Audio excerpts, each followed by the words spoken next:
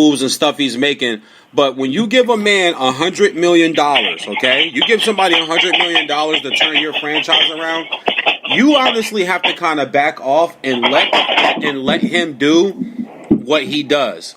And what he wants to do is he wants to put this team together. I think Gruden gets such a bad rap because you got loudmouth guys like Keyshawn Johnson over there on ESPN 710 who's still pissed off about, their altercation when everybody knows Keyshawn was dead ass wrong on that Monday Night Football exchange that they had on the sideline. And people want to say, well, he won with Tony Dungy's team, but nobody talks about the Raider team that he built before he got fired from the Raiders to go take the Tampa job. That team was right there on the cusp of winning the Super Bowl, and they ran into arguably the second greatest defense of all time. To me, Bears 85 defense, I no one's ever going to top that because of the era that they were in and the physicality of football and the way football was played then. The Ravens 2000 defense would be second in my book, and then, so on and so forth. But they ran into that Ravens defense. But he doesn't get credit for the team that he built with a lot of cast-offs. Remember, who wanted Rich Gannon at that point, Luis? Nobody. Right. There were some older guys. Jerry Rice. Jerry Rice was older. He put together some guys that nobody wanted and had them on the cusp in multiple years. And if you remember the Tuck rule, we could go back to the Tuck rule, man. That team might have won the Super Bowl. Yeah, that team might have won the Super Bowl there. So I think people need to relax. Gruden, listen. If anybody tries to act just like Colin Cowherd did yesterday, like 5 draft pick, if it was the Patriots, we'd be raving about how they managed to end up with 5 first-round draft picks. Or if it was a team that everybody liked, or if they're players that everybody liked, we'd be raving. But because they're the Raiders and because people have this thing against Gruden for some reason, now all of a sudden, 5 first-round draft picks in the next 2 years means absolutely Oh, absolutely. Absolutely. No, Gruden, it's like you said last week, BJ. Gruden wants to build his team. And when you start looking at the teams that you were just talking about, the Super Bowl teams that the Raiders had that he built, they were all veterans. They were all cast-offs. Rich Gannon at that point was a journeyman quarterback, hadn't even come into his own yet. You had Jerry Rice, who had just left San Francisco. You had Tim Brown, who, Hall of Famer, but he hadn't really done anything to take a team to that next level. You had, I think Bill Romanowski was on that team, cast-off from the San Francisco 49ers also. So you had a lot of guys, you had a lot of personalities, a lot of vets that he put together. And that seems to be what he's trying to do again here. He just traded Amari Cooper to the Dallas Cowboys, which is a move I like for both teams. You're not using Cooper in Oakland, and you're able to turn that around for a first-round pick. I like the pickup. I like what it does for Dallas. It gives them. It may not be whether you believe Amari Cooper is a true number 1 receiver or not, which I think he still could be. I think he's got that potential. He's only 24 years old. But it gives the Cowboys somebody on the outside you actually have to account for. It's going to open up that passing game. It's going to open up the running game. And I think it's going to do a lot of really good things potentially for the Cowboys. I thought it was a good win-win for both teams. But I think Gruden, like you said, you opened my eyes a little bit last week. He's trying to do it with his guys. He's got to get his guys here first. He doesn't have them yet. Exactly. So I'm going to give him. You got to give him time. I don't think the idea is for them to be good this year and next year. I think it's for when they get to Vegas in 2020. Absolutely. That's when they want to be hitting there. And when I mentioned last week, I was a little surprised just by how far they've fallen from 2 years ago. Because they were in the playoffs for the first time since, I believe, that Super Bowl team. And it looked like they were ascending and doing really well. And then, last year kind of happened. They had some injuries, kind of came back, and now they're blowing it up. So that was kind of my initial surprise. But now that I had a week to think about it and talking to you about it last week, I kind of see what's going on. So now I want to see where it ends. Let's see what the end game is. And the end game is not this year. It's not next year. It's 2020 when they get to Vegas. So we'll have to wait and see. Here's the thing about 2 years ago, brother. Here's the thing about 2 years ago. How good were they? Because they got to the playoffs, yeah. They had to play a road game, and they had to play without their quarterback. But they couldn't do anything really in that game at all, even without a quarterback. So if you go into a playoff game And because you don't have your quarterback, which is astronomical, it's enormous, it's huge. I get it. But you should still have other players who can make plays and get things done for you to keep you in that game or possibly win that game. I just watched the Dolphins beat the Bears, and the Bears supposed to have one of the best defenses in football with Brock Osweiler as our quarterback. Like, seriously. Yeah. So to say I don't know. That's the thing. I'm not sure how good they were. Were they a whole hell of a lot better than they had been? Absolutely. But to say that they were, leaps and bounds beyond where they probably should have been, I'm just not sure. And I think people need to let out Gruden. On the Dallas flip side of it, it's so funny, man. I blasted a few people on my social media because I'm like, this is why Dallas fans, mainly, this is why the average sport fan sits his fat ass on the sofa, could never work in sports, could never do what we do, could never even, you couldn't even get the Gatorade ready for the damn game. Because as soon as the trade goes down, oh my God, they gave a first round pick and blah, blah, blah. And I call myself the professional a-hole, so I start asking probing questions like, why not give up a first round? Oh, well, we could get that receiver next year and get a young guy and get a rookie. I said, okay, do you know how old Amari Cooper is? Oh, I don't know. Okay, tell me what receiver you're going for after college. Oh, I don't really watch college like that. All right, sit down and shut the hell up, man. Sit down and shut up. Guys like that drive me crazy. You don't even know what's coming out of college, but you can get your receiver next year. Here's a newsflash. Dallas fans, listen closely. There's not a receiver in college that's coming out that's going to be as good as Amari Cooper as a first-round draft pick next year. Nobody. You got the kid out of Oklahoma. He can't stay healthy. I watch a ton of college football. I can't look around college football and find your receiver. Maybe Peoples-Jones, but Peoples-Jones isn't coming out of Michigan next year. Because if they don't win the championship this year, they'll be primed to get back and try to win it next year. So he'll definitely come back. You can't point out a receiver to me or name a receiver in college that you could go, well, no, we're going to wait because we're going to go after that kid next year coming out of college. That's where the first round, basically Dallas got a chance to use a draft pick before anybody else did for the draft of 2019. You mentioned it gives Dak a weapon. It gives Dak a weapon, but here's another side to this story. It also shows Dallas, okay, is Dak our guy? We've given you weapons. You have a good offensive line. You got Zeke. You have a top 5 front 7 on defense. Your defense is holding people down and not giving up points. They're going to be due to try to pay Dak $100 million next year because that's just what everybody's going to have to start paying their quarterbacks because that's just the way the NFL is turning. You get him a weapon to see if he didn't have any weapons or is it Dak before you commit that $100 million plus to him next year. I think that's another storyline that isn't being talked about with this trade. They could be testing Dak here. It might not even be about Amari. It may be about Dak at the end of the day. Oh, could absolutely be. Absolutely could be. Because when he had Dez Bryant before and he had Jason Witten, and all the talk about that was Dez had lost a step. He's a little bit older, and Jason Witten can't stay healthy. He's on his way out, so you can't really judge him on this. And you had Zeke, who is, just on fire. So then it was, okay, now we don't have anybody.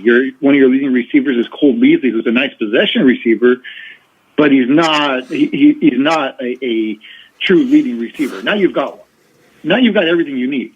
So now let's see what you can go do with this. I know we've got about 10 minutes here left with you, VJ, and so I want to switch gears here real quick and get to this because this was something that you and I were texting about yesterday. And, for those of you who have listened to the show before, you know that VJ and I are just huge wrestling fans. And, one of the reasons that I love the fact that I'm a wrestling fan and that I love wrestling in general is, to me, unlike any other sports community, there's a connection with the fans.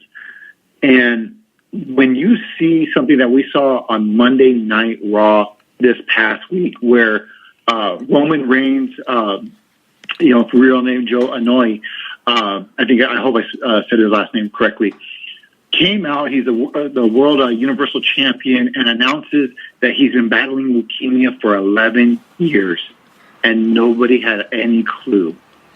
This is a guy, and that it was back, and that he had to basically walk away from the ring to go battle this. The emotion that was shown from Roman, and then you see the outpouring of love from the people both on the stage. You had Seth Rollins and Dean Ambrose come out and hug him at the end of his promo, or at the end of his announcement. I don't want to call it a promo. And Seth Rollins is just bawling. I mean, he's in tears. You could see Dean Ambrose is trying to fight the tears away. And then you see all the emotion backstage, the clips of guys like Triple H, Shawn Michaels, Braun Strowman, who on screen is one of his biggest rivals, but off screen, from what I've come to read and understand, is one of his best friends. Just hugging him in tears, and the outpour of love. And he's not asking for sympathy. He's like, this is what it is. I just got to go do it, and I'm going to be back. Then you see Paul Heyman at the beginning of his promo, and you see the emotion in their eyes, and you see the support from the WWE universe. And once they realize that, oh crap, this isn't part of a storyline, this is actually legit, real life. It was something that was just hard to watch and very emotional for everybody. And I think you could feel that coming through your television screen, and I'm sure you felt it even more in the arena, and even to another level backstage for those that know Roman Reigns. VJ, it was a moment where your heart really goes out to the gentleman, and you hope beyond hope. You're praying for him. But at the same time, it was also a moment that made me personally, it showed me. And I was proud to be a wrestling fan at that moment. When you see all of that coming through, tell me your thoughts on all of that. Well, first of all, it's number one, prayers to him, to Joe, and to his entire family, his beautiful wife, his daughters, his uncle Dwayne, aka The Rock, his cousin Nia, whose character is Nia Jax, his cousins, the Usos. They're his relative. Yep. They're his relatives, Rashiki, all those guys. Prayers to the entire Us family, and then Joe and his family. At first, it just strikes you. It hits home as a human, because you would be like this if it was any actor you liked, or any athlete that you liked, or any politician that you liked. We've seen politicians pass and die, and they, people are emotional about it because they have a certain type of connection with them. And I just think in the wrestling universe, we do get caught up in characters, and it's all entertainment. I'm a comedian. I'm an actor. We do sports talk. We broadcast. We entertain. This is what we do. But at the end of the day, we're all still humans, and there's a human side of us that, a lot of people don't get to see. There's a lot of, whether it's pain or happiness or trials and tribulations or congressions and things like that happen in people's life that we don't get a chance to really see, because we see them for the entertainment value that it was. So it was very hard to watch, especially being that my wife just lost one of her very, very close cousins that was like a brother to her, to cancer, last Saturday night. And my cousin-in-law, who was like a family member to me, also, and like a really close cousin. I lost my Uncle Alton, which is my mother's youngest brother, to cancer. I would say maybe about 7-8 years ago.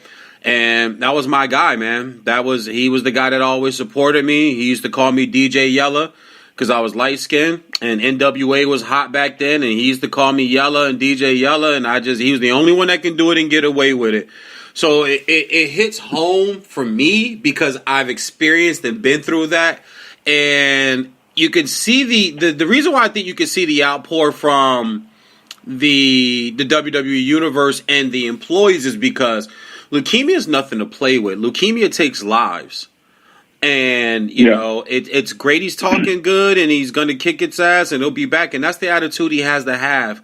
But this could get really dangerous. And what I've noticed even over the last week or so, or a few weeks, is how his muscle tone has gone down. I thought he was just leaning out. Because at one point he seemed to be bulking a little bit. But over the last few weeks, he just seemed to be kind of toning down. I thought he was leaning out. And now it comes that, you know, it's back and it's attacking his body and he's going to have to go through chemo and, you know, to have to relinquish and drop the title like that. And there's more things more important than the character Roman Reigns. As you said, his real name is Joe. And it's for Joe to go home and be with his family and work hard. But this was a really big blow to a lot of people on that roster. And I already knew him and Braun were cool because they were caught out on when they had their world tour last year. They were out in Prague. Or they were like in Budapest, Hungary, or something like that, and they were out sightseeing together. And I remember there was an uproar on the internet about that. Or why would you show that? It's like, well, dude, you can't control who takes a picture in a video and posts it. And a lot of these guys are friends anyway, man. There's very few Bret Hart and Shawn Michael feuds. There's very few Enzo Amore and the rest of the locker room feuds, are The Miz and the rest of the locker room feuds. A lot of these guys, 90% of them, they're all friends. Their kids play together, especially when you get to the main roster. Their friends play together. Their wives go to brunch together. You babysit each other's kids when you're on the road. I mean, you know, your kids want to ride the back of John Cena because they're a fan. It's when the cameras aren't on, they're humans, man. So it was hard to watch. That is a part of life. I pray for him and his family. And as you can see, the show, I hate to say it like this, it sounds cold-hearted, but it's just true, man. The show must go on. Yeah, no, the show absolutely has to go on. And you know, in this, and especially the wrestling industry, I think everybody knows that. But, you know, to me, it was one of those moments that you will remember for all the if you want to say taking a bad situation and trying to make a positive out of it, I felt that was something that he tried to do. I don't know how much you've seen about the social media reaction from other superstars that have taken to social media and with their support. I want to read you a couple of them. Kevin Owens, who's been off TV for a while, doing his storyline. Roman is one of the best I've ever been in the ring with, and one of the guys I respect and look up to most in this industry. My thoughts and prayers are with him and his family. I can't wait to see you overcome this and get to share a locker room with him again soon. That was something that was, again, you just see it. Kevin Owens, another guy in the ring, a rival of his, Becky Lynch, SmackDown Women's Champion. Roman Reigns, you are the definition of what it means to be a leader and a champion and one of the toughest lads on the planet. We are all behind you and sending love. You will beat this.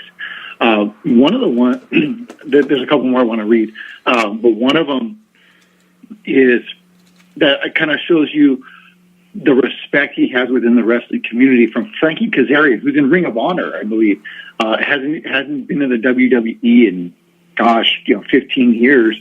Has been on Impact and Ring of Honor. Now, though we play on different teams, the game is the same. At Roman Reigns plays at the highest level, and I believe he will again soon. Nothing but positivity, respect, and well wishes your way, good brother. Tells you the respect he has within the entire wrestling community, and we know how tight knit that is. And a former WWE superstar Danielle Monet, who went by the screen name Summer Rae, deeply saddened to hear this news tonight about Roman Reigns. To imagine enduring this battle privately for so long and being a true leader, the true leader he is in the WWE with the hardest work ethic, a real life Superman. Can't wait to see you overcome this and come back. And there's more. I mean, I don't know how many you've seen. Another one that hit home to me, Daniel Bryan. I've never seen the air sucked out of a locker room the way like it was tonight. Our thoughts and prayers are with Roman and his family. #thank you, Roman. Yeah, because nobody knew but him, Vince, and Triple H. Nobody knew. Yeah. So when he comes out in street clothes, it's kind of like, huh? He never comes out in those. I mean, real street clothes, not even the acting street clothes. Those were the jeans, V-neck, black tee. He had the gold diamond chain on, like he had the big gold watch on. I'm like, okay, this isn't normal, but maybe they're trying something new.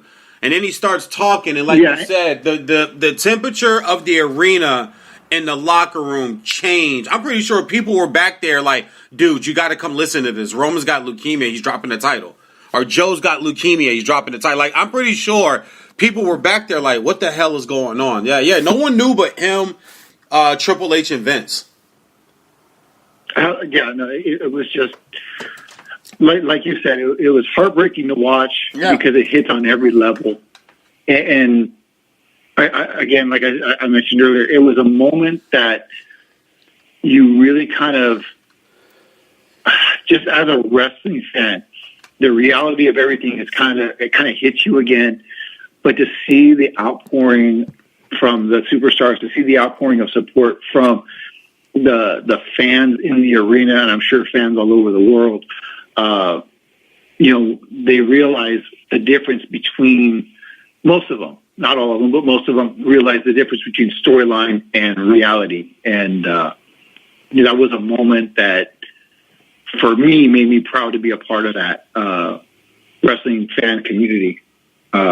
Just the way that they realized and they supported what was actually going on and didn't try to hijack the moment.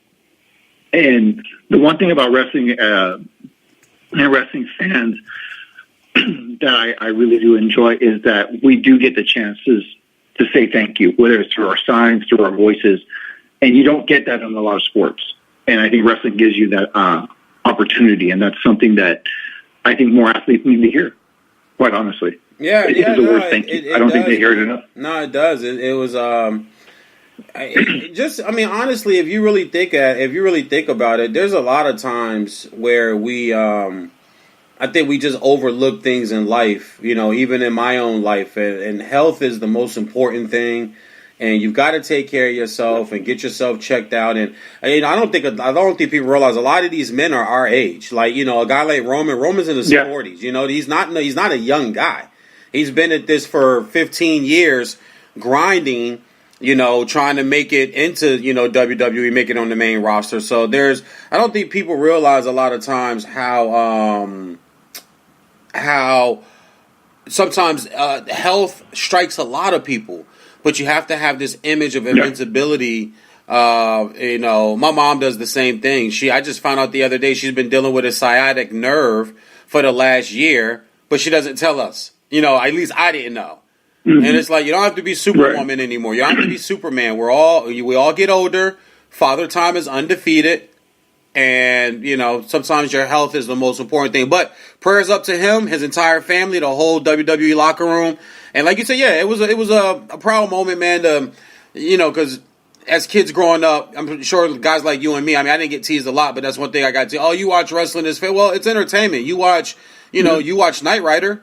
And Michael Knight isn't real. My Kid isn't real. It's all entertainment, man, at the end of the day. It's a soap opera for men. That's the way I've always described wrestling. People go, why do you watch it? It's a soap opera for men. Why do you watch Days of Our Lives? Why do you watch Young and the Restless? All that shit's fake. But you watch and get invested in it every single day. So let me have mine and you have yours, and we both enjoy our entertainment. Absolutely. VJ, I know you're up against it. I know you got to get going. No. They haven't called me yet, bro. No. I'm going to stick with you until they call me, man.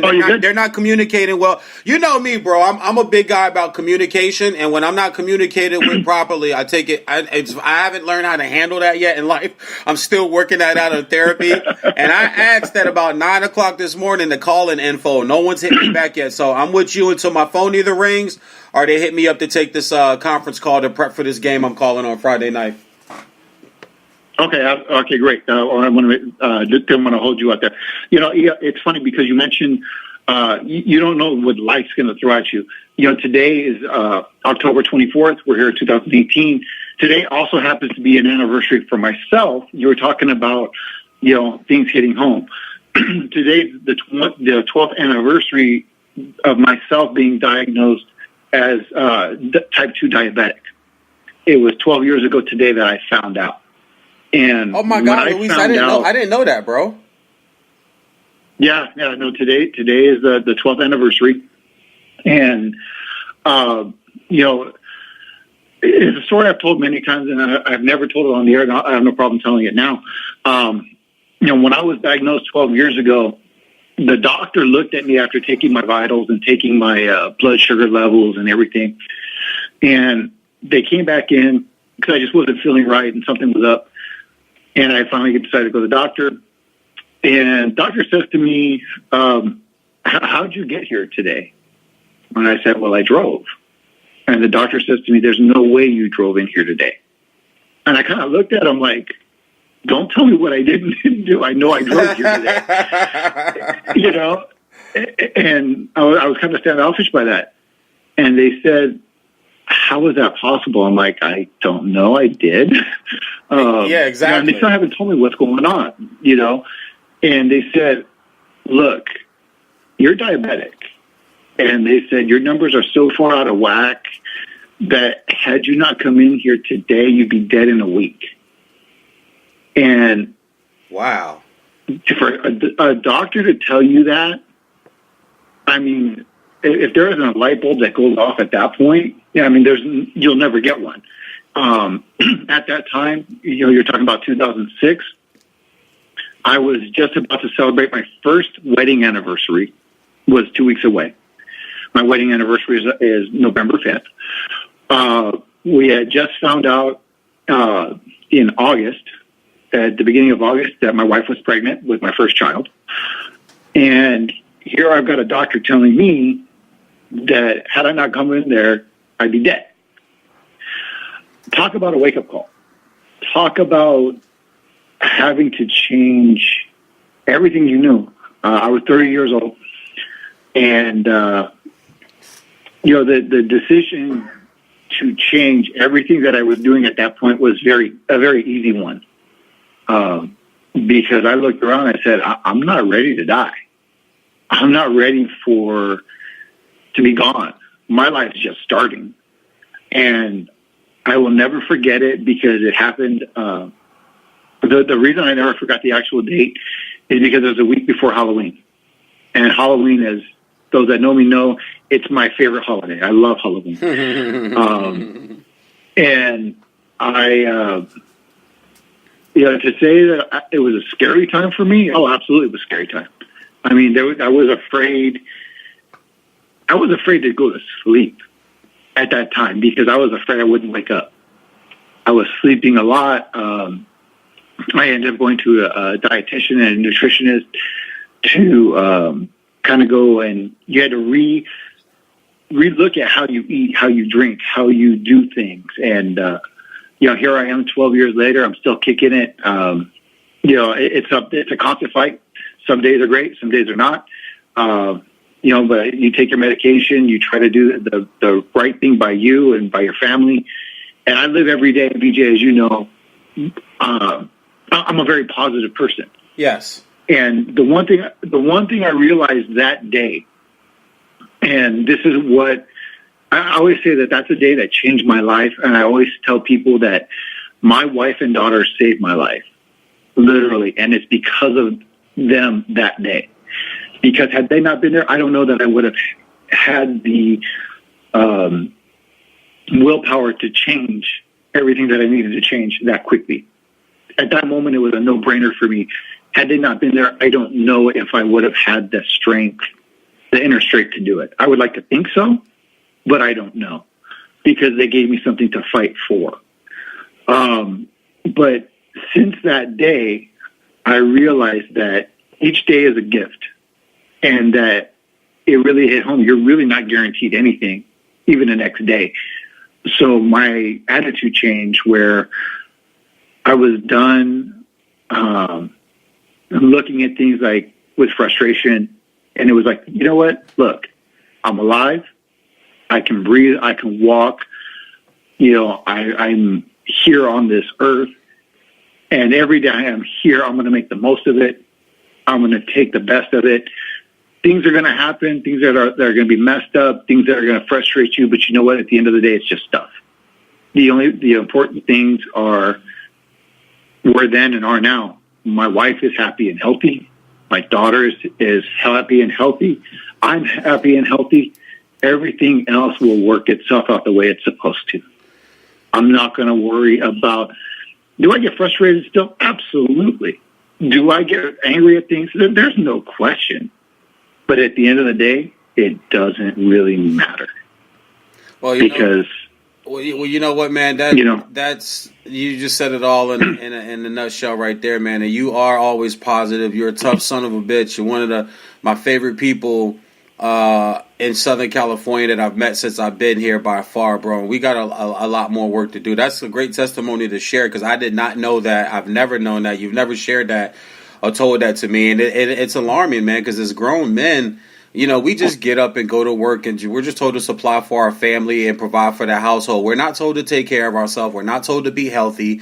We're not told to be, human being. We have to be these robotic and these mystical creatures who don't cry, don't get hurt, don't have any health issues, and you blink and you die. And it was never a worry. Yeah. We worry about women and children first, which we should. But dads and just grown men, man, we don't get a lot of attention in society unless it's what you drive and where you work and how much money you make and what kind of shoes you got on and what kind of watch you got and how hot your wife is or your girlfriend is or how many side women you have. It's a lot of pretentious BS, man, and a lot of materialism that men have to live with. A lot of times we don't focus on ourselves and focus on health. And I try to do that myself. I have an awesome wife that she's got so much going on her plate. I better focus on myself because I don't have the old school typical wife that, honey, did you take your pill? Honey, here's your orange juice. Honey, here's your this. Nope, don't eat that. Don't eat this. Don't, she's got, she's a grad student at SC. She's got a career at ESPN. She's got, life is just different now. The world is different. Life is different. Excuse me. And we don't really have gender roles in our household. So, I mean, if you want to be healthy, you better take care of your damn self, man. But look, I just got the text message to get into this conference call, bro. I wanted to do the whole show with you today, and we'll get some more in next week. Matter of fact, I'll be on the air on my own show later. If you're free, I know you have until 2. When I'm done with these, I might jump on and start my show. If you want to come back on my show so we can kick around some NBA and some NFL, I'd love to have you on. I'll shoot you a text and just let me know. Yeah, absolutely. Shoot me a text. I definitely wanted to talk about Chris Paul and all of that absolutely, as well. Absolutely. And your bum ass Lakers starting off 0-3. And you know what? I'm not surprised one bit. You shouldn't be. They might lose to Phoenix tonight. You never know. Hey, it's a wacky world and we just live in it, right? Exactly, man. I love you, bro. All right, brother. All right, much love, brother. We'll talk soon. Peace. All right, peace.